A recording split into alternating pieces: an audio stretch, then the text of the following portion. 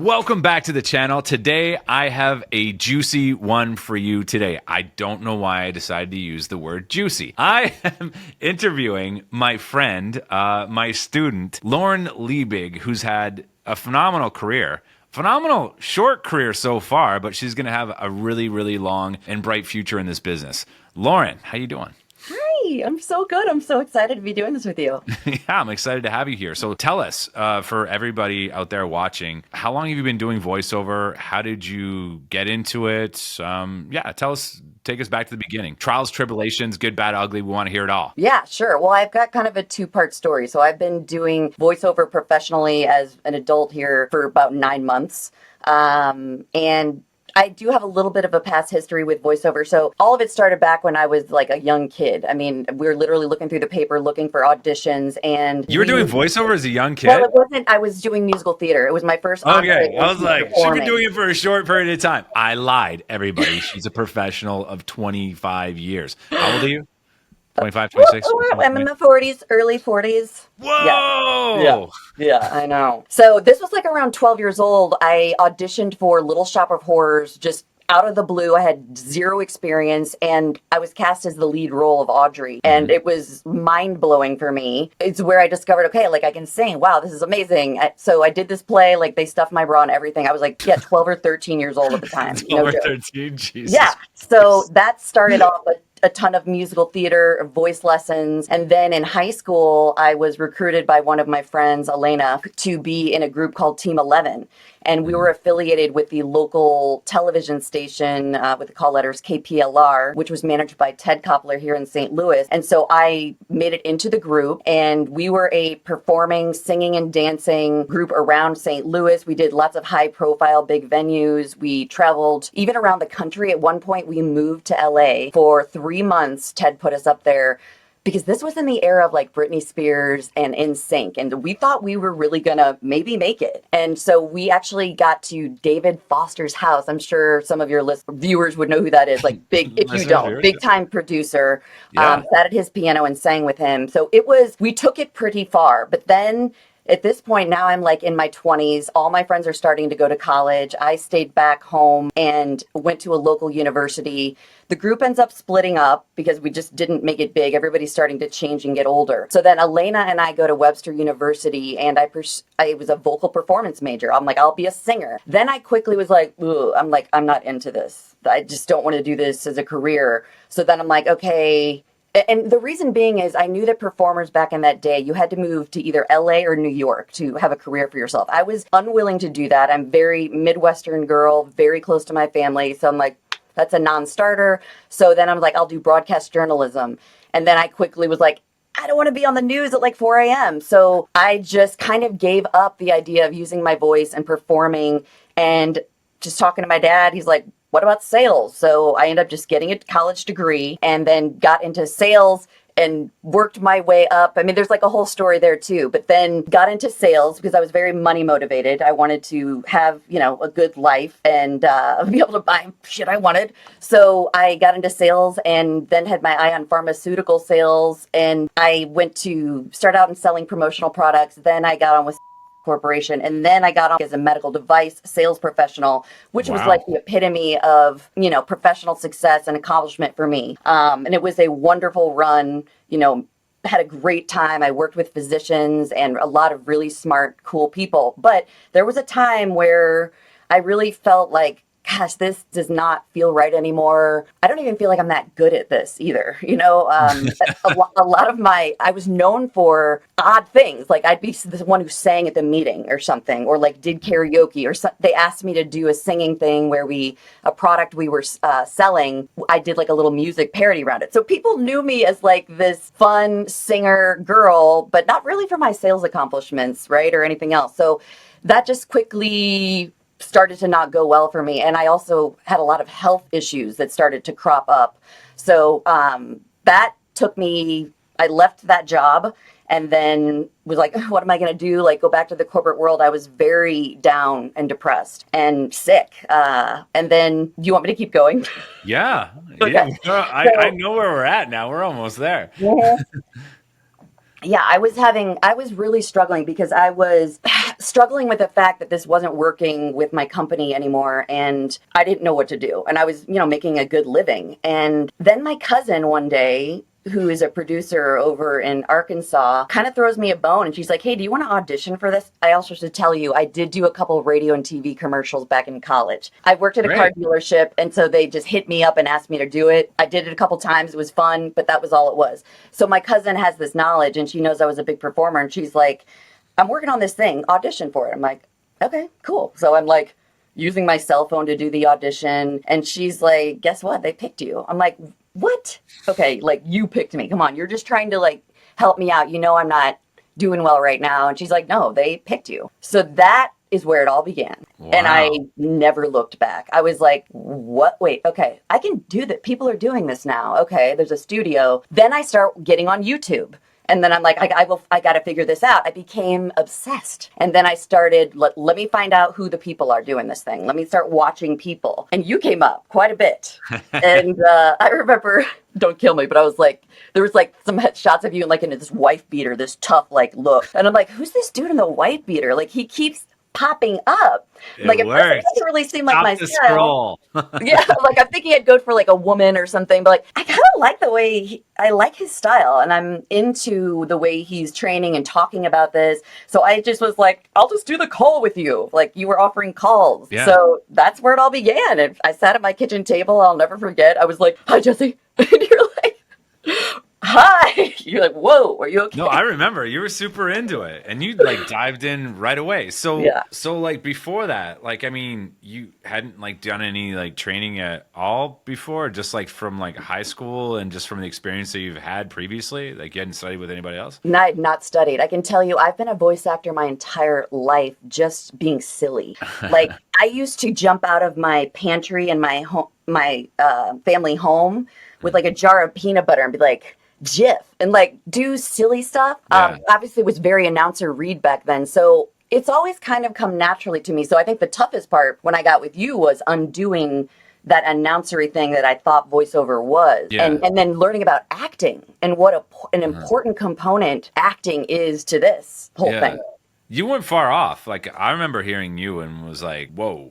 Like the first time I heard you do anything, it was pretty clear that you could do it. Some people like it's interesting that you brought up the point that you've been like performing your whole life because sometimes when you see people that excel at certain things, you think that they're just like naturally gifted, but they've been in the background, kind of getting experience and training in that for a long period of time. Like for instance, for stand-up comedy, we'd always get people that were high school teachers and used to talking in front of a large group of people, and they just seem like naturals when they get in stand-up, but they'd actually been doing that and experiencing that the whole time. So if any of you are watching and you're interested in getting into not stand-up comedy but voiceover, start talking to people, start being silly, start reading out loud, that kind of thing. It's an important skill. You jumped in the community, started training with me, and like how did it go? Like when did you like get your first job? How did you did you have a lot of self-doubt, or did you have self I was pretty confident. You did give me some encouragement. I was worried that you were blowing smoke. I did not know you.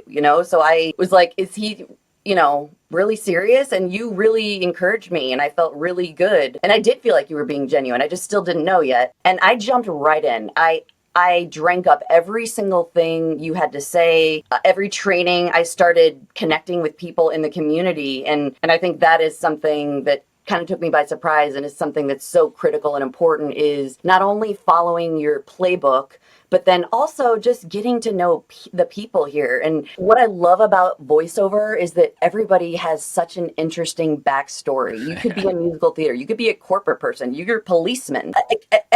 But we all seem to vibe, and I don't know, seem to be birds of a feather. a Like I feel like hundred I percent? finally found my culture, my people here.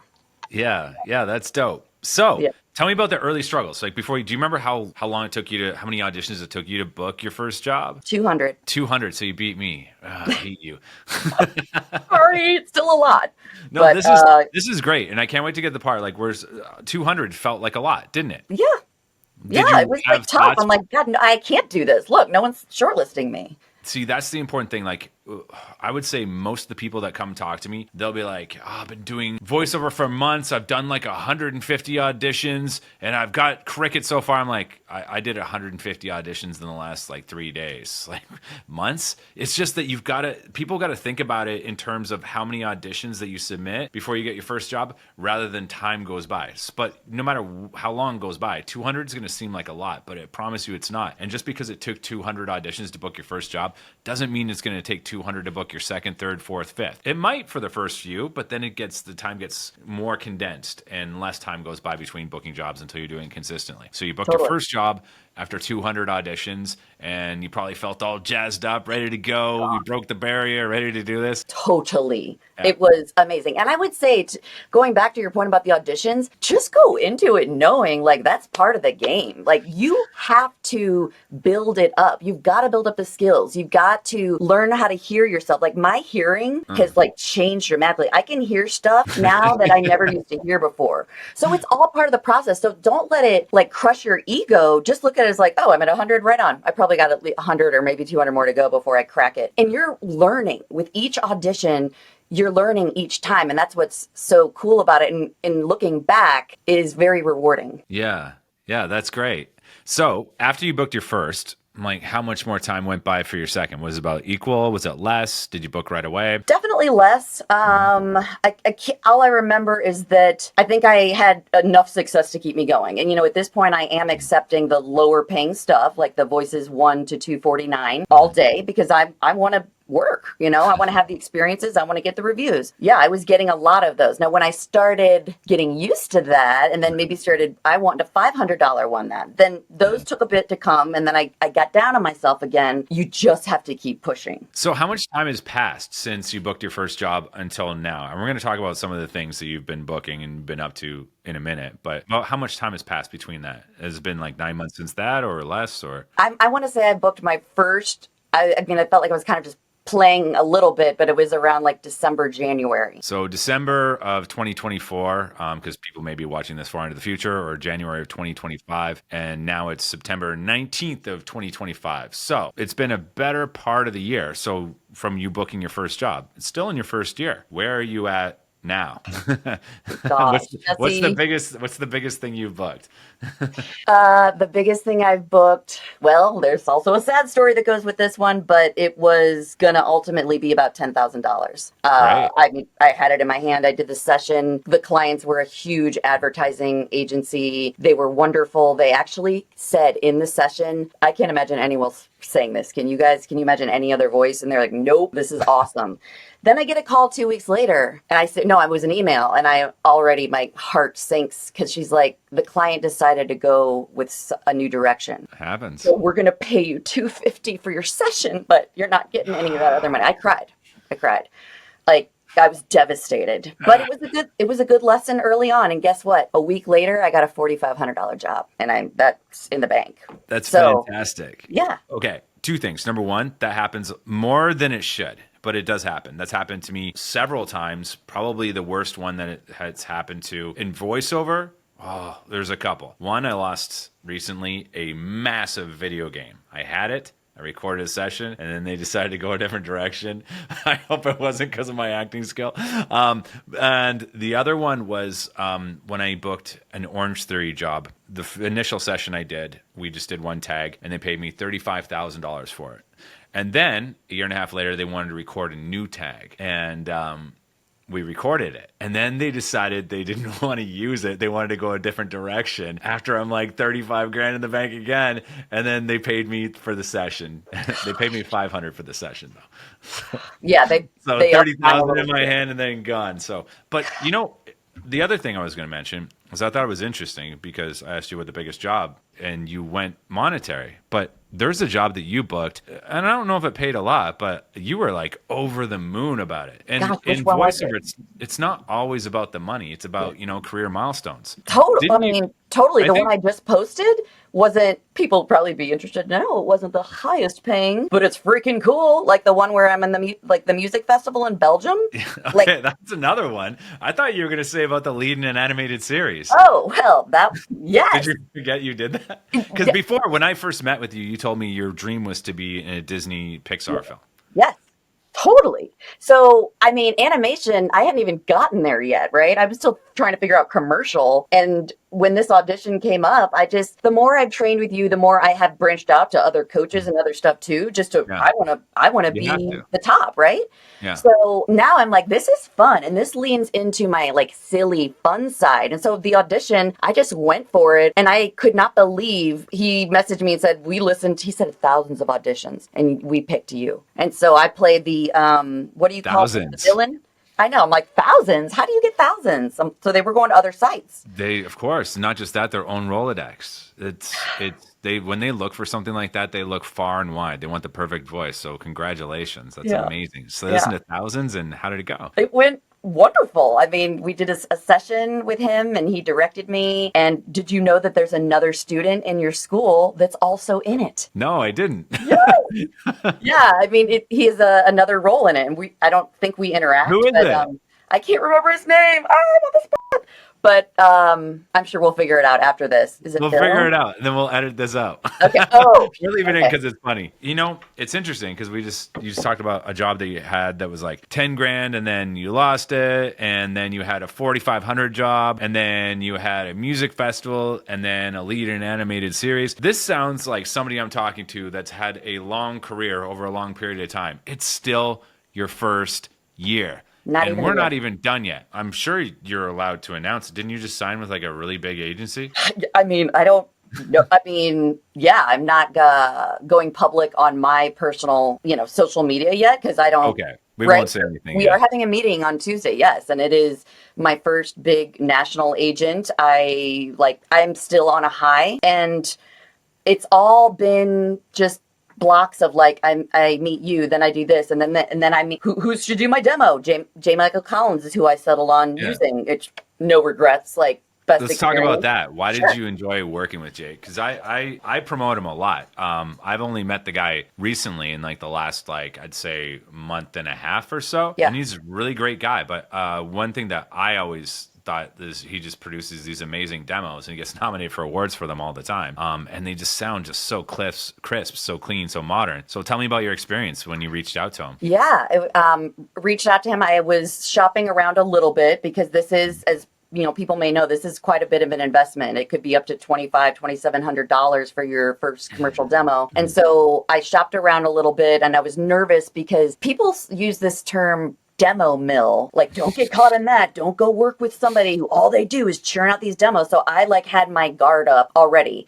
But when I finally reached out to J. Michael Collins, the first thing that I noticed was his professionalism. And coming from somebody who's, been in the medical device profession, that's means something to me. It's very professional, right back to me, treated me as a number one client as opposed to someone who barely knows anything about voiceover, or a little bit at that time. And then just when we did the demo, he kind of like you, he was very complimentary and it went so quick. I'm like, wait a minute, did you get enough? I'm a little nervous. He's like, no, he's like, the problem would be if this went on for hours, you see? He's like, you did a really good job. So the demo went well. And then we had a little bit of extra time and I asked if he'd be willing to do some business coaching with me, which was the smartest decision I could have ever made because this is where he encouraged me. He's like, listen, because I told him this is all I'm doing now. He said, if you really want to leapfrog and skip a couple steps and get up there, he's like, why don't you go to One Voice Dallas next month? I'm like, okay. And he's like, here's who I'd recommend you take some workshops with. Vince Labica, Ali Silber from DDO is one of them. So I was like,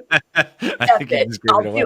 I'll do it. Yeah, right. You saw that. I did it. I went, and it was the second best thing after joining your community that I've done in voiceover. I'm jealous because I've never gone, and in the past I've even kind of hated on conventions and been like, I don't know, what do you need to go to a voiceover convention for? And then you and a couple other people went from the community, and you guys just came back on fire, and I was like, okay, I've been missing out. So tell us what's so great about this, everything, your experience. Go ahead and give shout outs to whoever. It's all good. Oh my gosh, really? Okay. Well, this is where I met also. Whoever. It doesn't matter. Even if you honestly, if there's other coaches you recommend, feel free to do it. I love giving shout outs to other people. Yes, I really hope I remember and don't leave out people because they this really made such an impact on me. So let me see what I can remember from the beginning. First off, let me say I was a little anxious because I was going there like by myself. I am a personable person, but I still just didn't know anybody and didn't know this industry. And so I reached out to a girl who I cold called on Instagram. Her name is Kirsten Salpino. I hope I'm pronouncing her last name correctly because I started She'll calling forgive her you. Kirsten, but it's Kirsten. Anyway, she was so kind to me and shared some like materials with me. And then I told her, hey, I'm going to this One Voice Dallas. Do you like know anybody going? She's like, I do actually. Like, let me put you in touch with my friend Ashton Teal. So I'm like, okay. So I get there, I get in touch with Ashton. She texts me and she's like, I'm going to dinner I have a reservation for like 8 girls. You want to go? I'm like, yeah, right. I'm not going to intrude on your dinner. She's like, you're going. I'm like, okay. So I go to dinner with these girls, and I can just tell you, we've all talked every day since we've left Dallas. Pretty much. Amazing. Like Do you have we're a all group chat? besties. What's that? Do you have a Yeah, we group have a chat? group chat. I mean, there's Colleen, there's Elle, there's Kim, there's Ashton. I think that's all of us. Yeah. And so we stuck together the whole time. So this conference I signed up for 3 paid workshops. So I want to say it's around $175. That's a little much. I would not take 3. I would do 1 or 2 at the most your first time. And this is an opportunity. The reason it's paid is you have an opportunity to learn and read from real agents, real casting directors. And at first I did think like, is this like a money grab? Why am I paying these people? But it's legit training and it's real connections and it's just how it goes. So I felt like I did pretty well in those sessions. Not the best. There were some jitters, but I was definitely hanging with the folks there. Then there's free sessions that you can attend. Wherever your schedule's open, you pop in and they're talking about how to build your business, or they're talking about animation, or they're talking about how to find video game leads. So it's just like your head is blowing up of all this cool stuff that could make you money and grow your career. And meanwhile, you're like drinking a beer or a glass of wine with all the people that do what you do every day. So it's fun. You know what I mean? Okay, I have a very important question. Can you drink a beer while you're stepping in on a free class? I think that was more of a bad look because the bar opens more at night when all the trainees come. Right. Yeah. Hey, day drinking is far superior to night drinking. I'll tell you that. No hangover. I can't do Okay, so that all sounds awesome. So that was going to be my next question, was that if you don't have the extra funds after you pay for your ticket, if there's opportunities to train, if you don't sign up for like extra classes and all that. So it sounds like there is. And what do you do between classes if you're not going to the bar? Like, not everybody drinks. Some people want to just like, can you walk around? Is there booths? Like, how do you talk to Yes. people? Like, So I would tell you there is barely a spare minute. So it's kind of like you get up, you go get your coffee, get your breakfast wherever you're on your own for your meals. Then the opening session starts at like 9 or 9:30 because they know none of us, we're not all getting up like that early. There was a keynote address that was probably some really cool guy who's a big sports announcer. I can't remember his name. But then everybody exits. You either go to your paid workshop or there's like 8 other different free sessions going on at once. So you just go to whichever one you want to go to, and then you just grab lunch in between. And then some people make reservations at night to go to dinner. There was a party and like a karaoke contest the last night. And then the final night is awards, which I didn't stay for because I wasn't up for anything and I just didn't want to spend that money. Did that answer your question? yeah, totally. Okay. That's Okay. awesome. Cool. So fun. So what now? Like what's in the future for you right now? Like what's the next step? My next part would be getting on with this agency, seeing what types of auditions, are going to come my way. I get that there's going to be a lot more big, heavy hitters going after some of these jobs. So they may not come quickly, but I'm also very focused on getting other regional agencies, like smaller ones where you're still making money and you can still, when those big dogs aren't there, this is what's paying, the grocery bills kind of thing. What about video games animation? Would love to do it. I want to, as long as I can find out how to cold call. Like I do have a sales background, so I'm all about hitting up people, whether it's in person or on email. I just need to know where to find the people. Yeah, you know what? Honestly, like the fastest, easiest way to get leads, you already have from the workshop you did. I'm sure you got some ideas on how to like the type of job that you're looking for in a production company. You just need the actual production companies.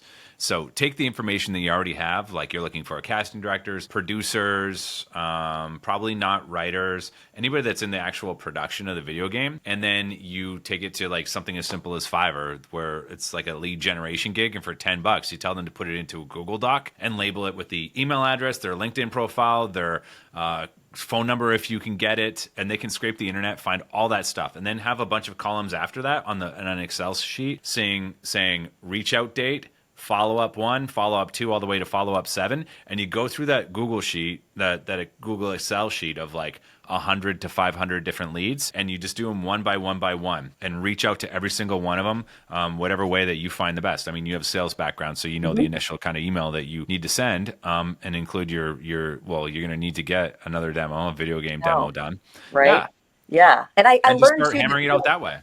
the demos really are for the agents to show their clients, because they need to show their big highfalutin clients the produced good stuff. So I learned like that is why the demos are so important. But I do think there could be opportunity with this new agency. They have, I believe, an animation department. So as long as I tell them I'm interested and they see that I'm doing the right coaching and training, that could be an opportunity right there in my backyard. Yeah, 100%. And when you got an agent that like believes in you, they don't always need to see like a animation and video game demo. I just got an animation video game demo done this year, but before that, I was auditioning for video games and animation for years with not great results. But then as soon as I got some training for it from Mark Grau and got a video game demo done from him, I started getting straight offers. Who figures? Love it. Which is why I'm going down the path of reaching out to Video Games Direct. I'm like, fuck it. If they're offering me already, what if I just start sending it to them? But back to you. So in this first year, you made the decision like around December-ish, was it? When I first met you? Playing around. I mean, yeah, I was like kind of out like healing myself. And so this really became my therapy, like kind of brought me back to life. My husband and I at the time too were like trying to have one last child, and that's like a whole nother story. So that I was really trying to just get my health back. And that's why I was playing around. And even just the playing around and learning it was so enjoyable for me. And that's why I knew I can never do anything else again, because I always thought work was supposed to be a little painful and a little like, me too. Yeah. And I mean, like, you suffer through it and you don't have to. I mean, I just never knew life could be like this with a job that I truly care about and love so much. Like that is what has been just the biggest gift to me. I get emo about it. 100%. You know, there's a quote, well, it's actually a story, but the quote is like from Jim Carrey. The quote is, you can fail in life at what you don't want to do. So you might as well go after what you really want. And the story is about how his dad always wanted to be a comedian, and he could have been a great comedian, but he wanted to provide for his family instead. So he took his safe job, and he was like a banker or something like that for years. And then he was let go from that job. And then they really, really struggled for a number of years while he was trying to figure out how to get another job and provide for his family. So that's where he came up with that quote. You can fail in life at what you don't want to do. So you might as well take a chance on yourself and go for what you really want. And you did. And in that, not even a year that's gone by yet, you've booked your first job, then many jobs after, a lead in an animated series, a couple really high budget jobs, even though one ended up just going a different direction, you still booked that job. And somebody else will book you for that again. You've got a demo cut. You signed with a major, major agency. You've been to a voiceover convention. Like, you're crushing it right now. How many jobs in total would you say that you've booked over the course of a year? Like what? I would say it's somewhere around 40-ish. Holy shit. Good for you. Yeah. Good for you. I actually had a family member too who just happened to work with a big firm. They gave me a shot the other day, and that could turn into something, a really great relationship too. I had not told you about that yet, but they are doing some really cool work. Awesome. Yeah. That's so good. Do you have a website? So, well, I'm glad you asked. I am actually, it will be laurenliebig.com, but I am just hired the 2 local girls I'm going to work with on new photography and my website. Good. So yeah, I'm so excited to pull that together. Get the professional headshots done and some photography, some quirky shots that represent like, you know, your personality and you, and put it up on your website. Get a VoiceSam player on there. I don't get paid by VoiceSam. I just like it because you can download, it's easy to navigate, and they can download single samples. Yes. And once you get that, and you get your, what level are you on in Voice 123 right now? I'm at 2200 now. Okay, great, cool. Apply for like the platinum whenever you like really want to go for it. Get in there, it just, the work then starts coming to you because you have top visibility. So wouldn't that be nice if you just like, you're getting all the work that you're still auditioning, doing everything you're doing, but then you're also getting people reach out to you and just offer you jobs. That is insane. You know, I told you how when I went from 888 to 2200 in a matter of days, it changed. Like now all of a sudden it was like I was under a blanket and they took the blanket off me and they're like, oh, she's good. Yeah. Listen, a lot of people hate on that because it's just like a pure capitalist platform, but whatever. If you want to do this professionally and you want to get top billing, you got to pay extra because you can either spend your entire day sending out emails to clients that may not even read the email, just delete them or whatever and try and drum up your own business, or you can pay somebody else to do it for you. And that's what Voice 123 does. You pay them whatever you pay in the membership fee, and then they've got the audition, so you can skip all that and go direct to the client. And then once you work with that client, you can keep it forever. That's why I like that platform 1,000 times better than voices.com, but it's a little bit more advanced, and you're ready to go for the top tier for that. So for people that are brand new, that are thinking like, oh man, did I miss my time? Is it possible? Well, you've been doing this for years almost. So like, what do you think? Is it possible? Can you do this still? Heck yeah. I mean, I would just say to people, you know, you got to love it. You've got to be, you know, thinking about it all the time. Like if you're not wanting to go upstairs, like after your kid goes to bed or whatever you do and go do something, then you probably should think twice. If you do, and you're like me and you're like, you know, soaking up watching all your videos and you want to watch the next one, then you should do this. And I would say, Jesse, I know all your interviews, you always talk about the other person, but I have to tell you, I mean, it's almost been a year since we've known each other. Like I said, I was just like, who's that dude in the white beater? And now, like, you are like a person in my life, like you're a friend. I really want to thank you so much because had I not taken the chance, the risk, I mean, I was a lifetime. I went full lifetime. I'm not messing around with monthly. I'm like, I'm committing to this because I knew I'm going to need a full year of him holding my hand. Yeah. Why would you do this like alone? So when you join the community, you not only have you and the trainings, and now you've enhanced it so much. Like you're bringing all of these amazing people that are meaningful out in the industry and training us. And I've learned everything I know from you. I mean, well, now you're in there too. And like, I mean, people get the benefit of like being able to rub shoulders with you. And, you know, you're always so generous with advice and stuff like that. I think it's just remarkable the amount of things that you're able to accomplish in like less than a year. Your journey's starting to look a lot more like how mine did when I first started. And that's rare. Not everybody's willing to put in that amount of work. So congratulations to you for doing that and, you know, tackling these life goals. And I just think the world of you. And I think that, like, I think you haven't even really gotten started yet. me neither, honestly. I mean, you know, I said I'm a singer and I want to be doing that stuff too. So yeah. I feel like I'm just on the precipice, just getting started, and it's so much fun. It just keeps getting more and more fun too, right? Yeah. Well, now's the time to really put your foot on the gas. Okay. Write out a list of everything that you want to accomplish and then write in reverse form the things that need to happen before you get that, and then just start knocking them off the list as fast as you can. Now's your time. Go for it. No time to spare. Well, I just scheduled a session with you because I have some, and so let's put it on the list. You can help me get a little organized. Yeah, we'll make the list. We'll do all that. I'll get started on it. Well, Lauren, thank you so much for spending time with me and, you know, giving advice to all the people out there that are newer, or maybe, you know, maybe they're not newer and they're struggling in their career. And, you know, hearing a story like this is so inspiring. So thank you for that and your generosity with your career. My pleasure. Thank you very much. Thank you. No problem. All right, everybody, that is it. And if you want to reach out to Lauren, the best place to find her on social media is Lauren Liebig VO on Instagram. Lauren Liebig VO on Instagram. We'll put in the links below. Also, if you're interested in learning more about voiceover or how you can work with me, just check the links below. Other than that, I'm Jesse. This is Lauren. This has been a fantastic interview. Thank you so much, Lauren. And thank you guys for watching. We'll see you in the next one. Bye.